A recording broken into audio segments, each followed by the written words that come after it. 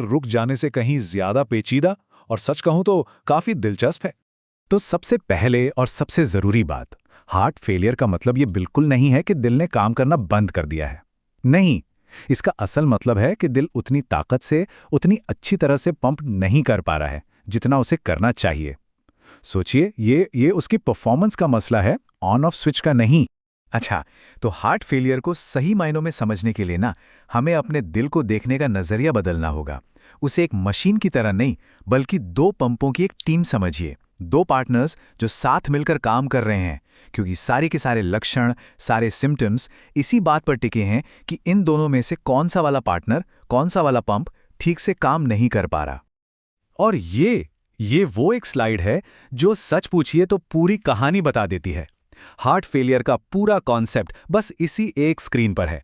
देखिए, सीधी सी बात है, अगर दिल का बायां हिस्सा फेल होता है तो खून फेफड़ों में जमा होने लगता है, और अगर दायां हिस्सा फेल होता है तो लिक्विड शरीर के बाकी हिस्सों में जमा होता है। बस फेफड़े बनाम बाकी शरीर, यही वो बुनियादी फर्क है जिसे पकड़ना है। चलिए अब जरा इसी को डिटेल में समझते हैं। तो शुरुआत करते हैं लेफ्ट साइडेड फेलियर से। ये सबसे कॉमन टाइप है। तो दिल का जो बायां हिस्सा है ना, वो समझिए कि इंजन रूम का मेन इंजन है, एक असली पावर हाउस। इसका बस एक ही काम है, फेफड़ों से एकदम ताज़ा ऑक्सीजन वाला खून लेना और बूम, उसे पूरे जोर से पंप करके शरीर के हर कोने में, सिर से लेकर पांव तक पहुंचाना। इसी से हमें एनर्जी मिलती है, इसी से हम चलते फिरते हैं। अब जरा सोचिए, अगर यही पावर हाउस कमजोर पड़ जाए तो क्या होगा? जाहिर है, ये खून को आगे की तरफ उतनी ताकत से नहीं धकेल पाएगा, और नतीजा, खून पीछे की तरफ जमा होने लगता है, एक तरह का ट्रैफिक जैम लग जाता है। और ये बैकअप सीधा कहाँ जाता है? फेफड़ों में। इसी कंडीशन को मेडिकली पल्मोनरी कंजेशन कहते हैं। और जब फेफड़ों में ये फ्लूइड जमा हो जाता है तो इसके लक्षण भी एकदम साफ होते हैं। सबसे पहले सांस फूलने लगती है। डॉक्टर जब स्टेथोस्कोप लगाकर सुनते हैं तो उन्हें फेफड़ों से एक चटकने जैसी आवाज आती है, जिसे क्रैकल्स कहते हैं। और हाँ, सपाट लेटने पर तो सांस लेना और भी ज्यादा मुश्किल हो जाता है, क्योंकि सारा फ्लूइड फेफड़ों पर आ जाता है। ये एक लाइन है जो इस हालत को शायद सबसे अच्छे तरीके से समझाती है। सोचिए, एक तरफ तो मरीज के फेफड़े लिक्विड में तो एक तरह से डूब रहे हैं, और वहीं दूसरी तरफ शरीर के बाकी अंगों को खून और ऑक्सीजन मिल ही नहीं पा रहा। वो खून के लिए तरस रहे हैं।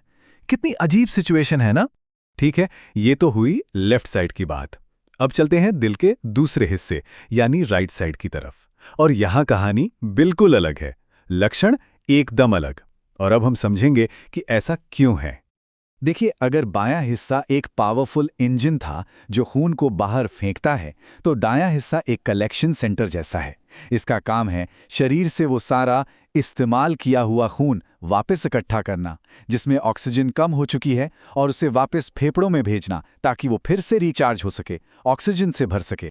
तो आप सोचिए, जब ये कलेक्शन सेंटर ही कमजोर पड़ जाएं तो क्या होगा? ये शरीर से वापस आ रहे खून के फ्लो को ठीक से मैनेज नहीं कर पाएगा, और फिर से एक बैकअप, एक ट्रैफिक जैम लग जाएगा। लेकिन इस बार ये ट्रैफिक जैम फेफड़ों में नहीं, बल्कि शरीर की नसों में लगता है, और इसी वजह से शरीर के हिस्सों में, खासकर पैरों और टखनों में सूजन आने लगती है। इसे ही कहते हैं पेरिफेरल एडीमा। और इसके जो टिपिकल लक्षण हैं वो शरीर में जमा हो रहे इसी फ्लूइड को दिखाते हैं। सबसे कॉमन है टखनों और पैरों में सूजन, क्योंकि ग्रेविटी की वजह से फ्लूइड वहीं जमा होता है। इसके अलावा गर्दन की नसें फूली हुई दिख सकती हैं, और यहाँ तक कि लिवर का साइज भी बढ़ सकता है, क्योंकि वहाँ भी खून जमा होने लगता है। और यहीं पर आता है सबसे बड़ा और सबसे ज़रूरी फ़र्क। अगर किसी को राइट साइडेड फेलियर है तो उसके फेफड़े बिल्कुल साफ होंगे। डॉक्टर को स्टेथोस्कोप से कोई क्रैकल सुनाई नहीं देंगे। क्यों? क्योंकि प्रॉब्लम फेफड़ों में है ही नहीं, सारा का सारा जवाब, सारी सूजन शरीर में है। तो लेफ्ट साइड, राइट साइड, हमने दोनों की कहानी देख ली। अब इन सब को याद रखने का एक बहुत ही आसान तरीका देखते हैं। एक ऐसा नियम जिसे भूलना मुश्किल है। बस इतना याद रखिए, एल से लेफ्ट, एल से लंग्स। अगर दिल का बायां यानी लेफ्ट साइड फेल है तो प्रॉब्लम कहाँ होगी? लंग्स में यानी फेफड़ों में। Simple.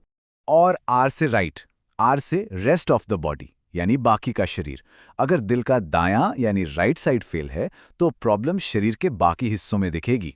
L for lungs, R for rest of the body. इससे आसान कुछ नहीं हो सकता। लेकिन कहानी यहाँ खत्म नहीं होती। एक बहुत जरूरी बात और है। दिल के ये दोनों हिस्से एक दूसरे से जुड़े हुए हैं, जैसे डोमिनोज रखे हों।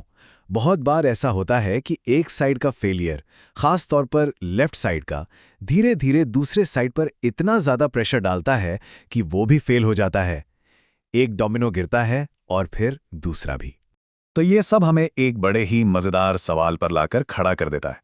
अगर एक साइड का फेलियर दूसरे का कारण बनता है और हम ये भी जानते हैं कि लेफ्ट साइडेड फेलियर ज्यादा कॉमन है, तो क्या इसका मतलब ये है कि हमेशा पहला डोमिनो लेफ्ट वाला ही होता है? इस बारे में सोचिएगा जरूर।